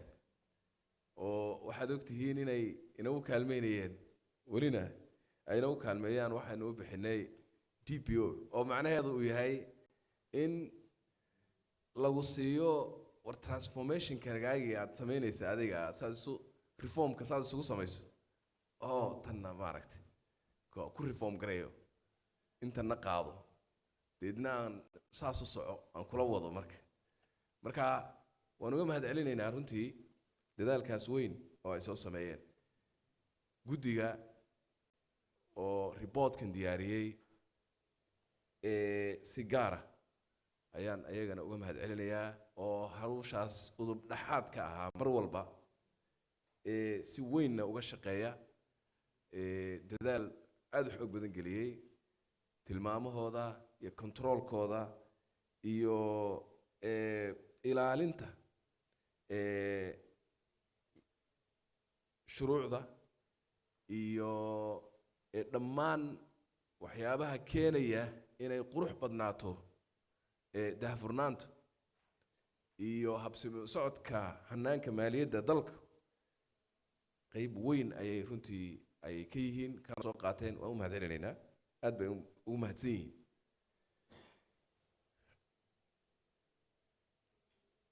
haddee dalkan wuxuu soo galay geedi socod dheer sidaas la sheegay 10 sano oo laga soo bilaabay nidaamka maaliyaddu uu ahaa dee nidaamkii aynu kulligan usoo wada joognay safka dhaadheer loo geli jiray deedna jeebka lagu qaadi jiray oo wax lagu qiyaasa dee markaas aan lahayn oo dee aan single treasury-ga ama hal account uusan jirin oo deedna mararka qaarkood culayso badan ay imaan jireen meeshaasaa laga soo guuray geedi dheer baa la soo qaaday maanta waxaan joognaa meeshan quruxda badan oo nidaamkeenu uu yahay nidaam maaliyadeed oo adag oo casri ah oo digitalizationkii la keenay oo the payment systemka la sheegay hadda aan wada dhageysanaynay oo aan wada naqaano aynu ku shaqeyno oo ay adag tahay in ay meelo wax ka soo galgalaan ama dabaylo soo galaan ay aad iyo aad u adag tahay oo ah nidaam lagu kalsoon yahay oo aad iyo aad ammaanadiisa iyo shaqadiisu ay u adag tahay bangiga dhexe oo hadda dee aad presentationka laynaga siiyeyna runtii ayaguna sida ay u shaqeeyeen iyo habka ay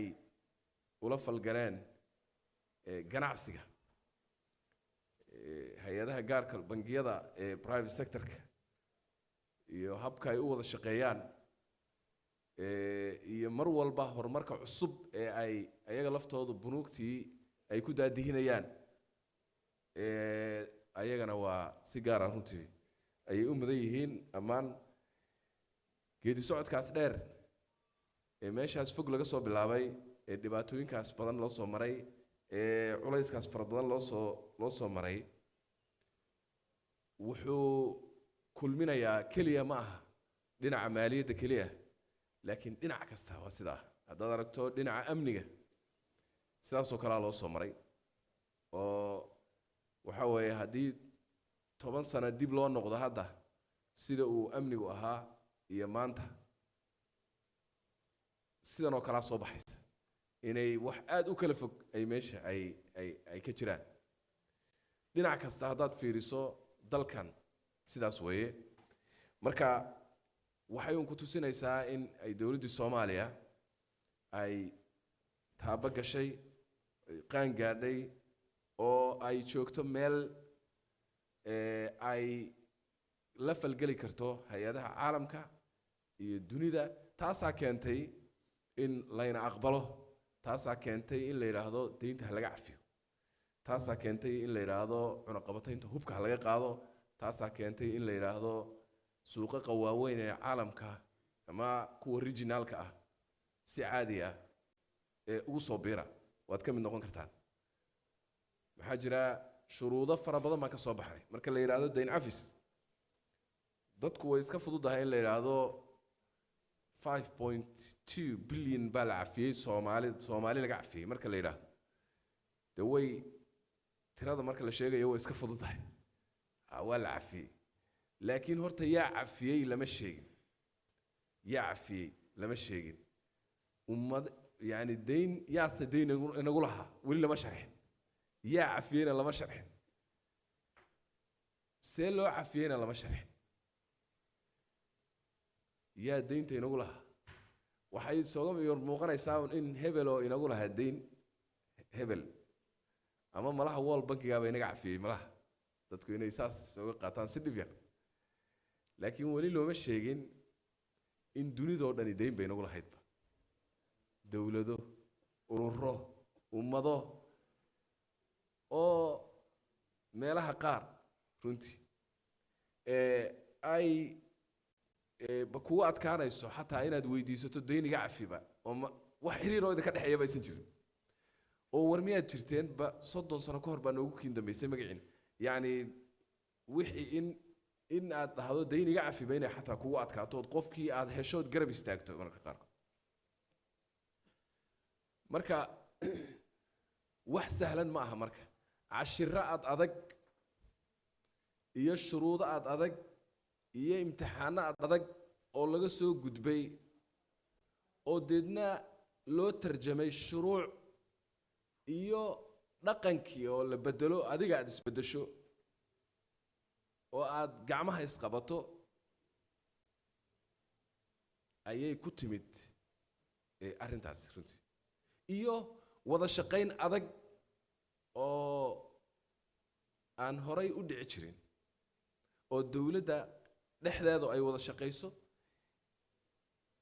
iyo wada shaqayn noocaas oo kale ah oo dawladdu la shaqayso partnerska in daadihinaya gacanta in haya ay la shaqayso marka waa isbedel waa completely change oo ku dhacay dhaqankii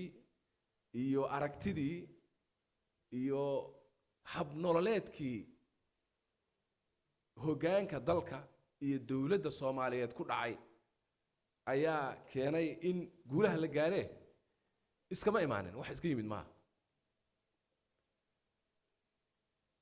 iskama imaanin hadduu khilaaf jiri lahaa ma dhicin yacni weligeed ma dhicin in 11 sharci oo midba midka kale ka adag yahay oo qaarkood in ka badan 9 sano uu baarlamaanka yaallo la marin waayey in one session dhowr bilood 4 bilood lagu mariyo say ku dhacday dadka Soomaaliyeed weli ma isweydiin waxay ku dhacday sacrifice isu dulqaadasho wada shaqayn xildhibaanada waan runtii aad ugu mahadcelinayo laga bilaabo guddoonka guddiga maaliyadda iyo guud ahaan labada aqalba xukuumadda oo ayadana aad iyo aad aan ugu mahadcelinayo oo ay ku hogaaminayeen hay-adahan sheegay wasaaradda maaliyadda ugu horeyso iyo madaxweynaha oo dhammaan si guud dalka u gaadhgaranayay oo wada shaqayn dhow si aad u wada dhow wada shaqeeya oo dareenkaas adag leh oo runtii wada qaba oo dalkan meesha in laga dhaqaajiyo oo shuruudahaas in laga gudbo goostay ayaa keentay inay ku timaado arrintaas marka in mustaxiilaad la sameeyo waxyaabaan weligeed dhici jirin ayuunbay ku timid haddii sidii caadiga ahaayoo business as usual loo wadi lahaa 10 sano dambana mayna timaadeen aad iyo aad ay u adkaan lahayd marka waana habka qaran jab markay dhacdo ama ummadi dunto habka keliya lagu soo noolaan karo ayaa waxay tahay in la helo waxa koobaad midnimo iyo in dadku ay qaadaan hal dareen oo isku mid ah oo laga tago waxyaabaha ama danaha gaarka ah ama danaha kooxeedka ah ama wax kasta oo keeni kara in laga leexdo iyo in ay dadku gaaraan hammi inay yeeshaan waxaan inay samayn karaan waan samayn karnaa qof kale oo dhan laakiin war waxaan ma gaari karo meeshaas la soo maro waxay keentay taas I think inaan anigana qof cusub oo shaqaala inaan weligay qorin marka halkii inay ku joogto oo ay meeshaas lagu ekeeyo haddii uu waagii hore waad ogtihiinoo shaqaalaha hala joojiyaa la yidhi shaqaala la qoro oo caadi ah shaqaalaha rasmigeenna ah waa 2,000 oo la qoray waqti aad u fog laakiin dee si kalaa loo qoray kumeel gaar baa loo bixiyey markaasaa ayagii kuwa ka badan la keenay laakiin anagu waxaan isku dayay inaan kuwa kumeel gaar kalena keenin laakiin aan maarayno kuwii kumeel gaarka ahaa oo ayagii la maareeyo oo deedna sida wasiirku dee sharaxay loo sameeyo hanaan saxa oo ayaga laftoodii lagu kontrooli karo lagu ogaan karo say shaqadiina u qabtaan shaqaalana dee ay u yihiin marka wada shaqayntaas iyo arrintaas dedicationkaas xoogga badan oo dhinac kasta ka yimid ayaa conditionskaas lagu buuxiyey taasaana keentay guushaas aad u weyn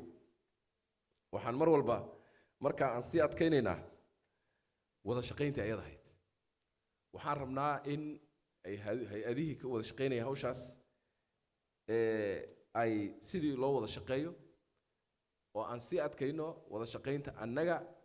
haddaan nahay Soomaali dhexdeeda inaan sidii usii wada shaqayno haddii aan nahay Soomaalida dhexdeeda iyo partnerskeenu inaan sidii wada shaqayno waxaan naga go'an annaga inaan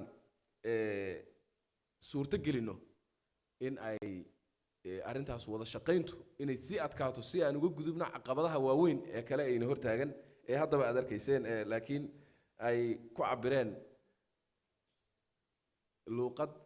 aadaab badan la yidhaahdo moogtahay haddii la yidhaahdo unfinished business waa luuqad fiican oo wanaagsan laakiin meelahaas weli waad ku guuldaraysateen waayo macnaha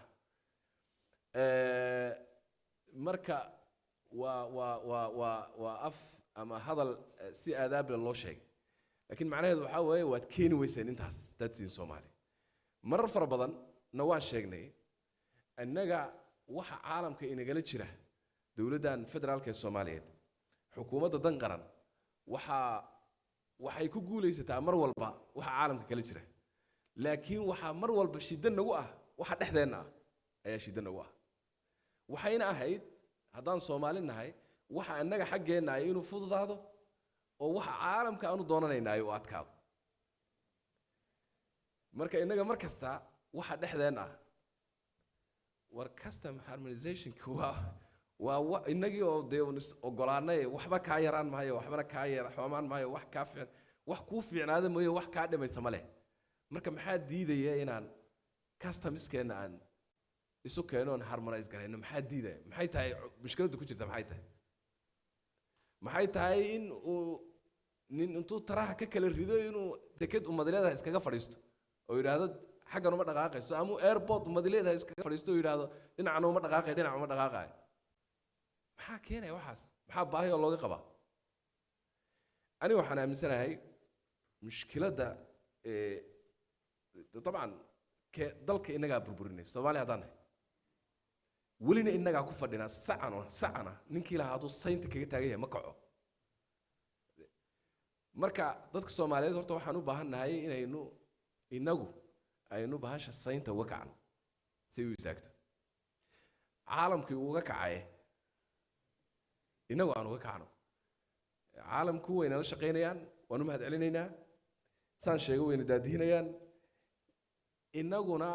waynu soo bislaanaynaa laakiin de bisaylka waynu ugu yar fogaadee waxaynu u baahanahay inaan soo dedejinaan u baahanahay marka haddii ilaahay yidhaahdo wada shaqayntaas waanu mahad celinayaa dowlad goboleedyada oo runtii si weyn ee hawshaas sideedaba arrinta ku saabsan reformka dhinaca maaliyadda waxaa waaye dowlad goboleedyadu meel dhex kamay istaagin meel hore ay ka istaageen runtii si weyn ayay arrintaas ugu horreeyeen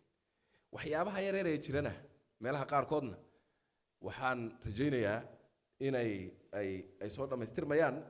laakiin dalkani Soomaaliya la yiraahdaa waxaa matasha dowladda federaalka ee Soomaaliya iyo dowlad goboleedyada 90 Allah hadii la yiraahdo mar walbana waxaan diyaar u nahay inaynu haddaynu Soomaali nahay inaan dhexdeena aan wada shaqeyno ayaan u baahanahay si arrimahani u sii socdaan oo waliba aan u sii xoojino waxay ogtihiin mar walba hadday soo baxaan wax yar oo arrintan la wado iyo geedi socodkan soo socday mar walba haddii ay timaado waxyaabo yararoo ama culays ku keeni kara dowladda dhexdeeda hadduu ka dhaco mar walba waan soo galnaa horey baan u soo galnaa isla markana waa saxnaa haddana waan sii saxaynaa si sixitaankaasi marka uu joogto u noqdo oo uusan dowladdu ay noqoto dowlad isku duuban oo deliveryga ku xisaabtanta oo transparency-gu uu yahay iyo hufnaantu indhaha ay aad dhammaanteed ugu wada hayso kana wada shaqeyso oo dowladda oo dhan ay noqoto dowlad isla socota oo arrintan si dowlad ahaan guud ahaan uga shaqeysa hadday noqoto dhinaca dhaqaalaha iyo dib habeynta oo la sii wado hadday noqoto oo ay kow ka tahay in kor loo qaado dakhliga la maareeyo maxaan ku dhahaa expense-ka iyo dowladda expenditure-keeda in si fiican loo maareeyo iyo haddii ay noqoto in dalka maalgashigiisa in si xoog looga shaqeeyo iyo ganacsiga haddii ay noqoto in amniga xoog la saaro la sii wado oo laga sii shaqeeyo iyo haddii noqoto in adeegga bulshada ayadana in xoog la saaro oo dadka Soomaaliyeed si wanaagsan loogu adeego intaba waxaan bilaabaynaa oo socda aad ogtihiin arrintii aan NTB-ga iyo transformation-ka oo qayb weyn insha Allah ka qaadan doona transformation-kan soo socday oo qaybta maaliyadda ka soo socotay oo ilaa heerkan maamulka maaliyadda maanta halkaan soo gaarnay ayaa waxaan rabnaa in uu noqdo dowladda oo dhan in ay maaragtay ay arrintaas ay ka shaqeyso marka transformation-kaas soo socda bankable projects-ka hadda la sheegayayna meeshay ka imaan doonaan waa meesha innaga oo dowladdeena hay-adaheena oo kala duwan iyo private sector-keena oo qayb weyn ka ah runtii arrintaasna hogaamin doona haddii la yiraahdo iyo shacabkeena inagoo isku duuban iyo partners-keena oo uga mahad celinayno inay arrintaas inagu caawinayaan inteenaas oo dhan oo isla socota ayaan waxaan rabnaa inaynu markaan kabaha u gashanno inaynu dalka oo dhan reform garayno sidiisa oo taas oo micnaheedu yahay inaynu tallaabo speed xoog badan ku dhaqaaqno oo waddankan 10 sano ma ahee aynu hadda haddii ilaahay idhaahdo aynu dhihi doono sanad ka hor maxaa jiray iyo 2 sano ka hor xaggee la marayay iyo 3 sano ka hor ugu dambe xaggee la marayay ay aan rajaynayno marka reportka soo socda haddii ilaahay idhaahdo oo ay guddigana diyaarin doonaan waxaan rajaynayaa inagoo meel hore gaadhnay oo meeshan ka fog inay diyaariyaan waxaan rajaynayaa inaynu u dabaaldegi doono waxyaabo maxaan ku dhahaa hadda aan la sheegay inaynan dhammaystirmin oo dhammaystirmay inaynu haddii u dabaaldegi doono mar kale aan rajaynayaa ugu dambeyn waxaan rabaa inaan halkan ka caddeeyo ka go'naanshaha iyo commitmentiga xukuumadda ah in ay dhammaystiri doonto wixii dhiman meeshaan hadda la sheegay isla markaana in ay ka go'an tahay xukuumadda erayga wada shaqaynta oo annaga dhexdanada haddaan nahay Soomaali aan aad u xoojino iyo annaga iyo beesha caalamka ama partnerska dadka na caawiya oo aan si dhow u wada shaqayno inaan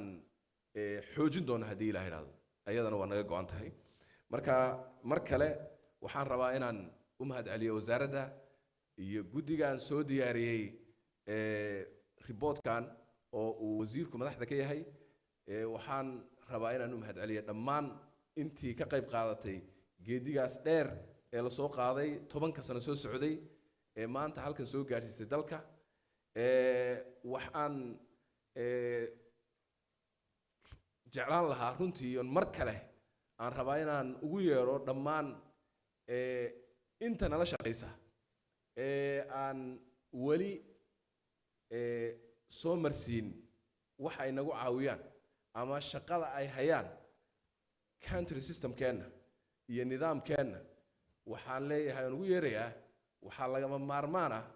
in aad soo martaan country systemka inaad adeegsataan country systemka oo dalkan